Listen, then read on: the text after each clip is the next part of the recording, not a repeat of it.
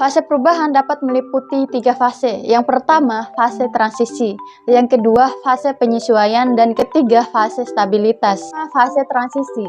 Fase transisi adalah fase awal perubahan di mana seseorang mulai menyadari bahwa perubahan akan terjadi. Fase ini dapat ditandai dengan rasa tidak pasti, kebingungan, dan ketidaknyamanan. Pada fase ini, penting untuk menerima perubahan dan mempersiapkan diri untuk menghadapinya dengan cara yang positif. Fase penyesuaian. Fase penyesuaian adalah fase di mana seseorang mulai menyesuaikan diri dengan perubahan yang terjadi. Fase ini dapat ditandai dengan rasa frustasi, kehilangan kontrol, dan ketidaknyamanan. Pada fase ini, penting untuk mencari dukungan dari orang terdekat atau profesional, serta membangun keterampilan adaptasi. Ketiga, fase stabilitas.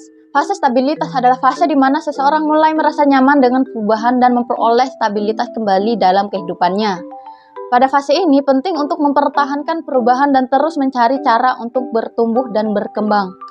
Fase perubahan dapat membantu seseorang untuk memahami perubahan tersebut dengan lebih baik dan mengatasi tantangan dan stres yang muncul.